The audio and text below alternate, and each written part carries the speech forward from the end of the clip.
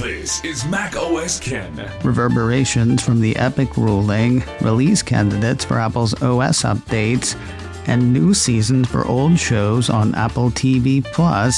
It is Wednesday, the 7th of May, 2025. I'm Ken Ray, and this is news from Mac OS Ken, brought to you by yours truly and sponsored by OpenCase. MagSafe for iPhone perfected. Get 10% off your purchase with code MacOSKen at theopencase.com. This show is also supported by people like you, patrons through Patreon. Find out more and add your support at patreon.com/MacOSKen. Major app developers are linking out of the App Store. In the wake of last week's Epic ruling by Judge Yvonne Gonzalez-Rogers, Apple has updated its App Store guidelines. The new rules, which bring the App Store into compliance with the ruling in which Apple has moved to appeal, basically let developers steer potential buyers away from the App Store to developer websites where they can transact without Apple taking a cut. Spotify was the first developer to take advantage of the changes. Après them, the deluge. Creator support platform Patreon had said last week that it planned to avail itself of the Apple rule changes. Now a piece from 9 to 5 Mac says it has done so. According to that, Patreon has released an updated version of its iOS app that allows fans in the US to bypass Apple's in-app payment system when signing up for new memberships, effectively sidestepping the 30% App Store commission. Bigger than Patreon and its change, Amazon's Kindle app is now linking out of Apple's walled garden. According to a piece from Engadget, the Kindle apps for iPhone and iPad now include a Get Book button with each listed title. Hitting this button will bring up the corresponding Amazon page, along with the option for a one-click purchase. Once finalized, it directs users back to the Kindle app. Interestingly, that change only applies to the Kindle app. Looking up a book on the Amazon app shows how to order the physical book. Meanwhile, the tile for Kindle books in the Amazon app still says, "This app does not support purchasing of this content." And maybe they just haven't gotten to it yet. External links for Spotify, Amazon, and Patreon. A call by a congressperson to open the US to third-party app stores. This certainly spells doom for the App Store and Apple services. Maybe minus the certainty. Apple 3.0 ran part of a note Tuesday from Morgan Stanley analyst Eric Woodring. He says Apple shares are down around 8% since last week's second quarter fiscal year 2025 earnings report. While he doesn't say explicitly that that's due to a lack of June quarter services growth clarity and concerns about changing U.S. App Store rules, he does say that those factors are refueling concerns about App Store take rate pressure and slowing services growth. Also, he thinks those concerns might be much ado about little to nothing. According to the analyst, if 20% of U.S. App Store transactions cut Apple out of its 30% commission, earnings per share would take a hit of 2% or less. Feels like he could have stopped there, but he did not. According to Woodring, the mix of iPhone owners believing that they would circumvent the App Store is declining. Apple could raise prices for non-App Store services by just 5% to offset the U.S. App Store revenue at risk, and a lack of change in EU App Store growth and monetization following similar legislation implies recent market concerns could be overblown. Mr. Woodring has an overweight rating on Apple shares. His price target on the shares is $235.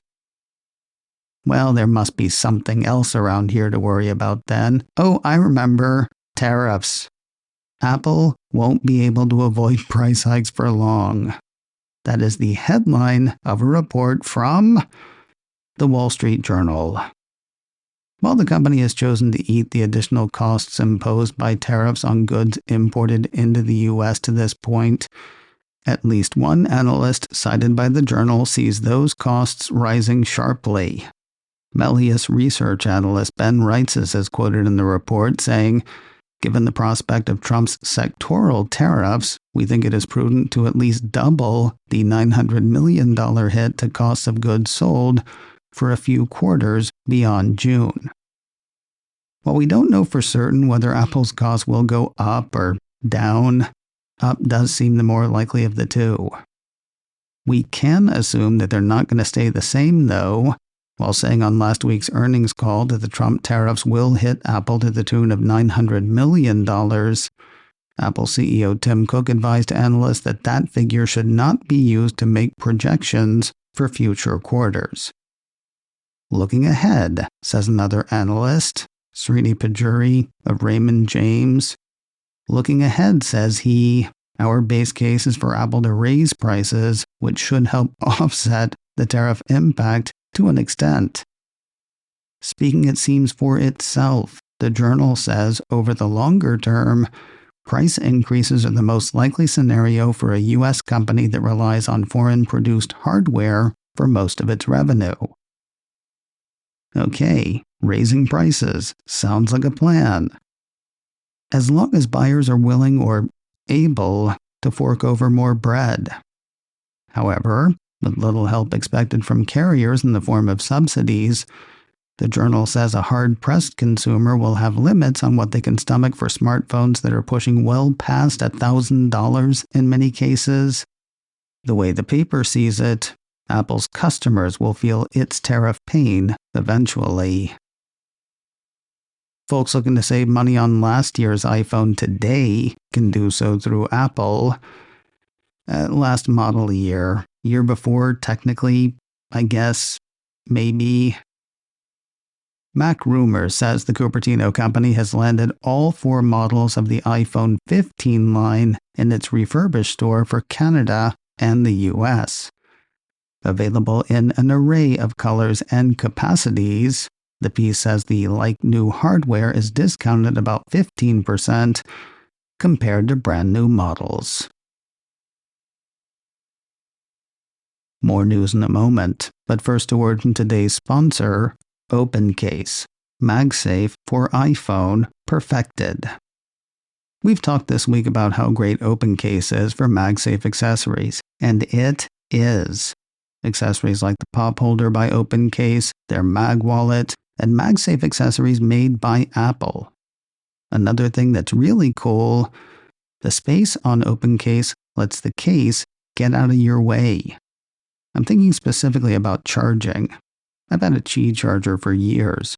Third-party charger, not made by Apple, not made for MagSafe, and my OpenCase gets out of its way. Apple's own support doc on wireless charging says you shouldn't place anything between your iPhone and the charger, as anything between your iPhone and the charger might reduce performance. With OpenCase, you take whatever accessory you're using off without having to remove the case, and as long as it fits, charge away right on the bare back of your phone.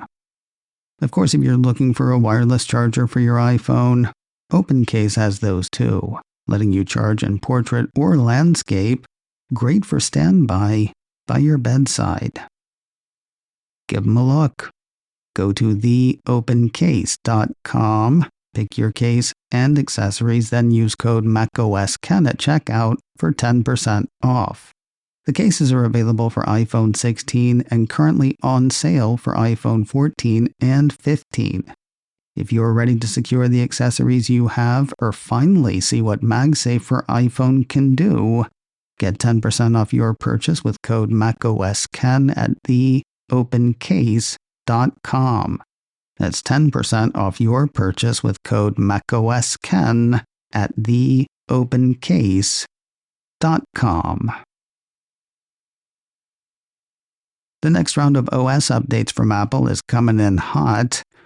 A piece from Mac Rumors says Apple on Tuesday seeded release candidates of iOS and iPadOS 18.5 to developers and public testers.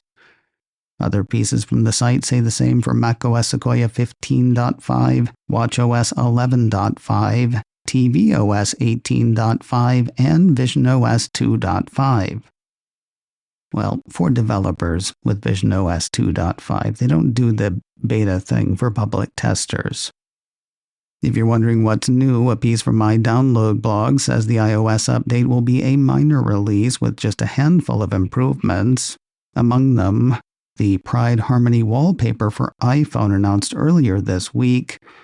The iPadOS and watchOS updates will include a new wallpaper and a watch face as well.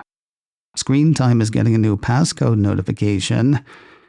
If your kid figures out your Screen Time passcode and successfully punches it in, the person who set the passcode, that would be you, will get a notification.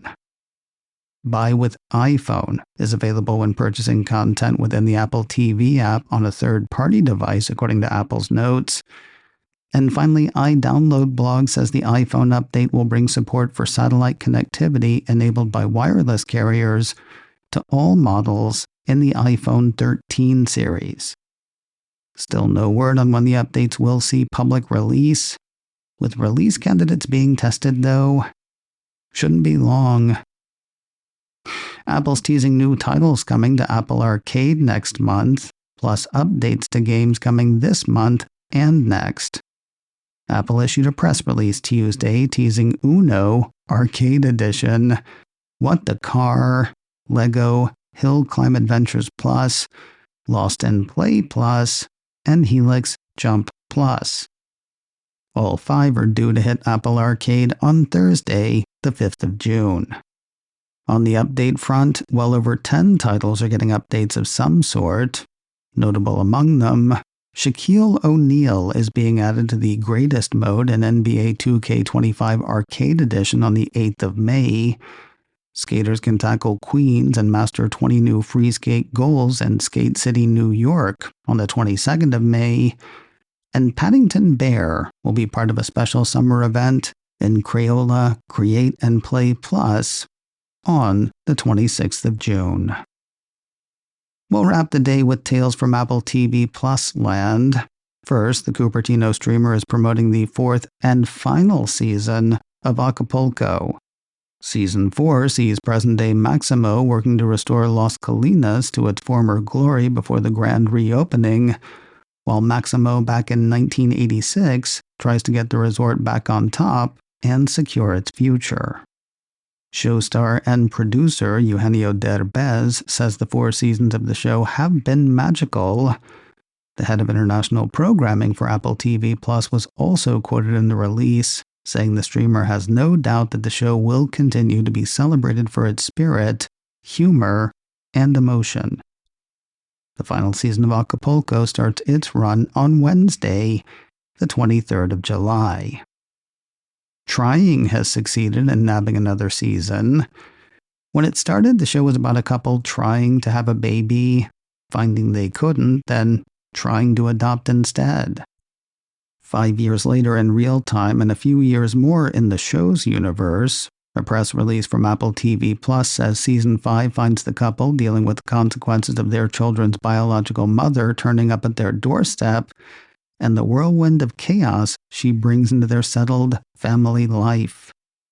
The first 4 seasons of Trying are available to stream now on Apple TV Plus.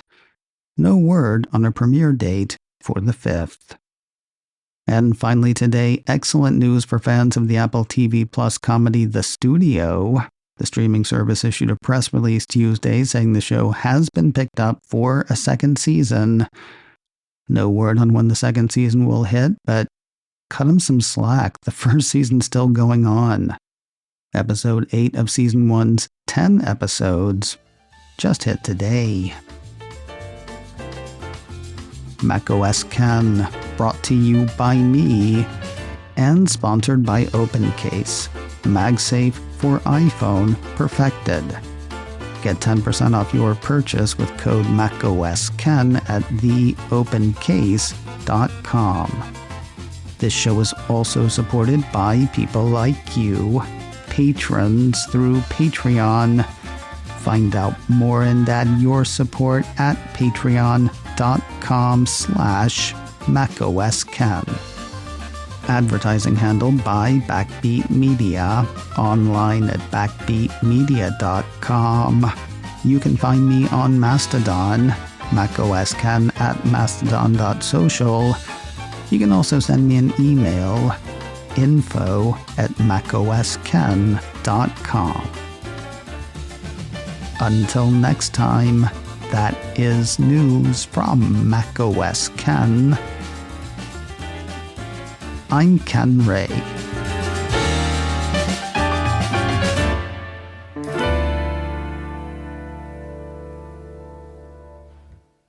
Leonard likes this post.